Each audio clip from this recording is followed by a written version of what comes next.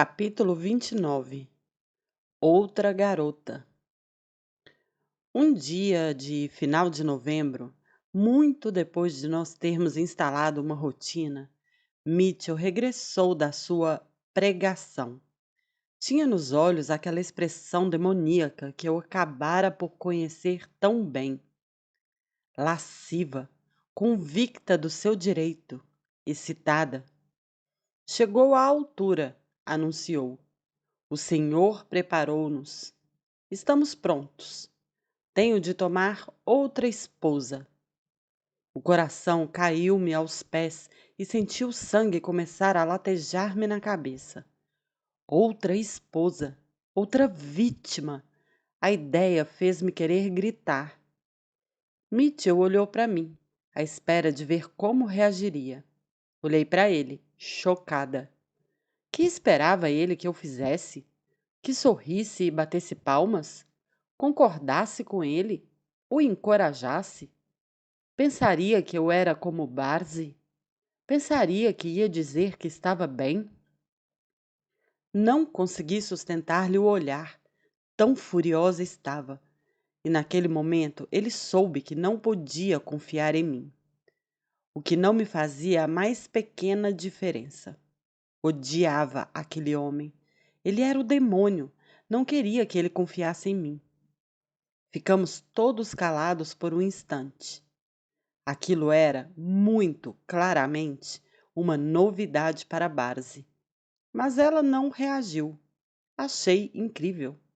Era como se Mitchell tivesse chegado à casa e anunciado que ia às compras. Acho que chegou à altura de comprar uma túnica nova. Acho que chegou à altura de arranjar uma nova esposa. Parecia ser a mesma coisa para ela.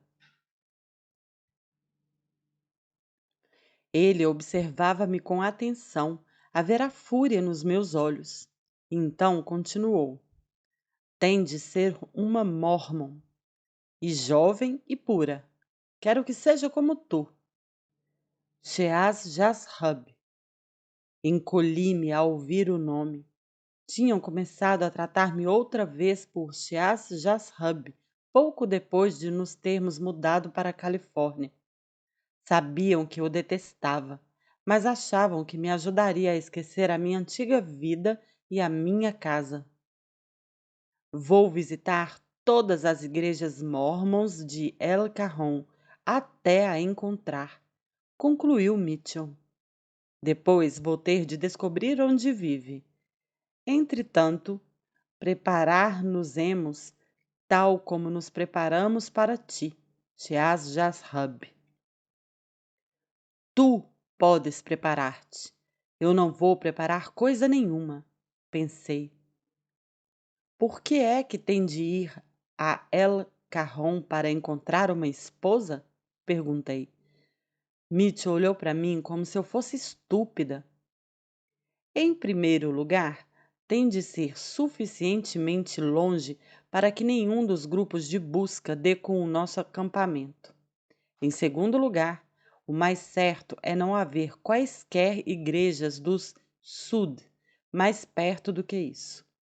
Como disse, tem de ser uma Mormon. Por isso é para lá que eu vou. No domingo seguinte, preparou-se para ir à caça. Lembro-me de o ver procurar no pântano de fogo roupas normais que pudesse usar. Ao que parecia, Deus podia ordenar-lhe que movesse montanhas, abrisse mares ou fizesse chover o fogo dos céus, mas não podia ajudar o seu servo a disfarçar a sua identidade quando o mandava roubar uma nova esposa. Assim sendo, Mitchell sabia que não podia andar a raptar garotas enfiado numa túnica branca. Seria demasiado fácil de recordar, demasiado fácil de identificar, e não podia aparecer numa igreja vestido como um antigo profeta. Os Mormons nunca permitiriam semelhante coisa. Por isso, procurou entre as nossas magras posses qualquer coisa que pudesse usar. Ao longo do último par de meses, Nas suas deambulações pela cidade, tinha encontrado vários acampamentos abandonados de sem-abrigo. Remexendo no lixo e nas roupas que os ocupantes tinham deixado, encontrara algumas mantas bolorentas que pendurara nas árvores à volta do acampamento. A maior parte das coisas que pareciam vermes tinham caído das árvores e já não estavam tão bem escondidos como ele queria. Além das mantas, descobrira umas esfarrapadas calças de caqui e uma velha camisa que já fora encarnada, mas que estava tão desbotada que se tornara da cor das calças. Saiu do altar de Manuel com a sua nova vestimenta. Arranjara-se o melhor que pudera, prendendo os cabelos num rabo de cavalo e torcendo a barba numa trança que lhe ficava apertada contra o queixo. Observei-o enquanto ele verificava as roupas. Então afastou a manta e saiu do acampamento. Esperei todo o dia que regressasse. O meu espírito estava em pânico. Pensamentos horríveis corriam-me pela cabeça. O que faço se ele aparece com outra garota? O que faço com ele tentar violá-la? Serei capaz de o impedir? Serei capaz de fazer frente a ele e a Barzi? A garota confiará em mim? Conseguiremos fugir juntas? E então tive o mais arrepiante de todos os pensamentos. E se não fizer nada? Se me mantiver à margem e o deixar fazer-lhe o que me fez a mim? Não conseguia impedir os horríveis pensamentos de me darem voltas na cabeça. Quando o sol se pôs, estava tão doente de preocupação e enfraquecida pela falta de alimento que mal tinha forças para me ter de pé. Um par de horas depois do pôr do sol, ouvimos finalmente o som de alguém a atravessar o pântano de fogo. As mantas foram afastadas para o lado e Mitchell entrou no acampamento. Reconheci no mesmo instante a expressão de autossatisfação no rosto dele. Sentou-se para contar a sua história. Cheguei a El Cajon e fui direto à Capela Mormon. Para meu desapontamento, a primeira congregação que encontrei era um grupo de língua espanhola. E fosse como fosse, não havia nenhuma garota nova. Por isso esperei que a congregação seguinte entrasse no edifício.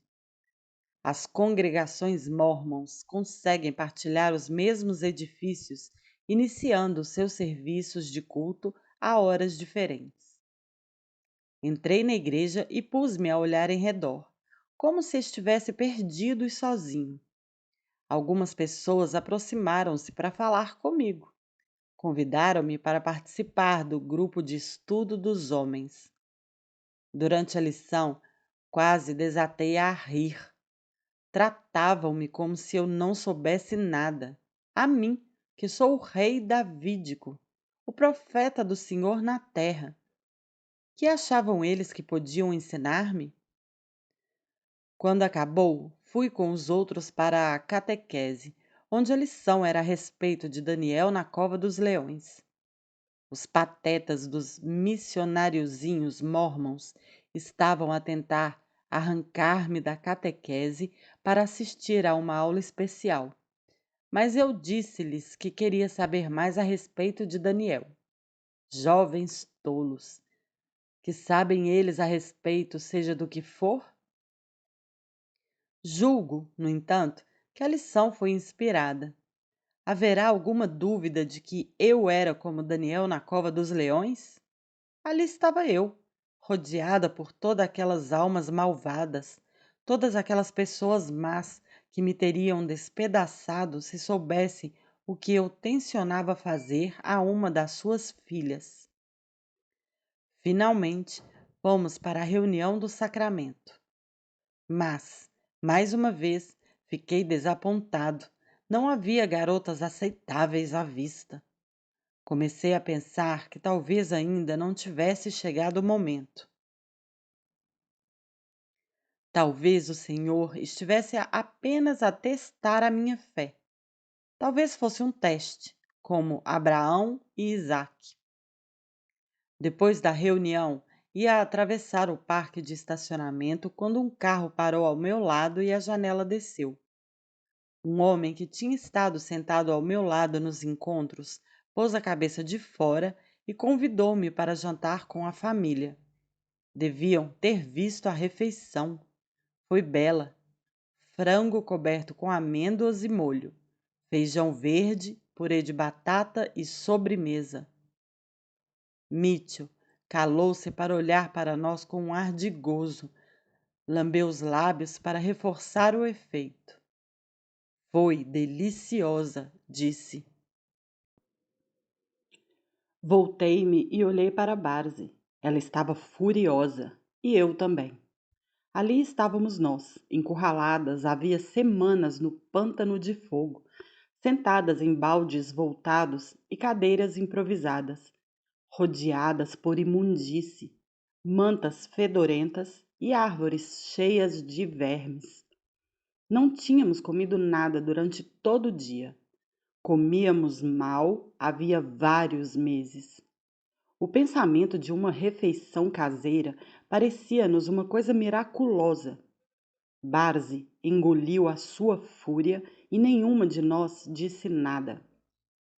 Mitchell continuou com a sua voz grandiloquente, a voz que usava depois de ter falado com Deus. Descobri que tenho uma filha. Será ela a minha próxima esposa. Barzi olhou para ele, incapaz de conter a raiva. Comeste sem trazer nada para nós, sibilou. A amarga ironia fez-me abanar a cabeça. O marido acabava de dizer-lhe que tinha encontrado uma nova esposa, e a única coisa em que ela conseguia pensar era o fato de ele ter comido sem levar nada para ela. Mitchell olhou para o chão, com fingida humildade. O Senhor abençoa os que são fiéis. E porque eu fui fiel, ele revelou-me que a filha daquela gente será minha próxima esposa. Então, depois de ter recebido essa revelação, o Senhor deu-me a sua aprovação, providenciando-me um sumptuoso festim. Barz ergueu o punho e gritou: Não queres saber de mim para nada? Sais daqui e empanturraste de comida e depois voltas e vangloria-te a respeito de como foi bom sabendo que eu não comi nada durante todo o dia? E também não comi nada ontem. São 2 dias sem alimento. Andamos a comer como ratos há meses. E tu gabaste por teres comido uma refeição caseira? Mitchell sorriu e avançou para ela.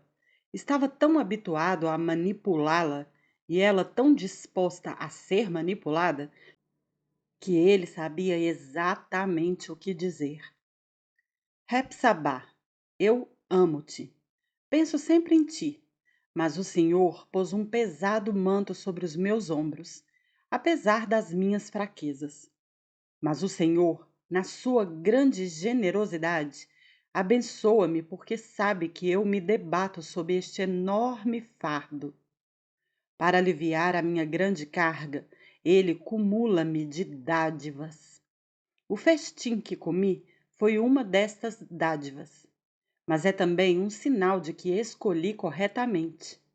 Todas estas coisas são sinais de Deus. É como quando o anjo apareceu a José e lhe disse que Maria continuava a ser uma adorável virgem e que ele devia casar com ela. Ouvi-lo deu-me vontade de vomitar. Black. Foi o único pensamento que me passou pela cabeça.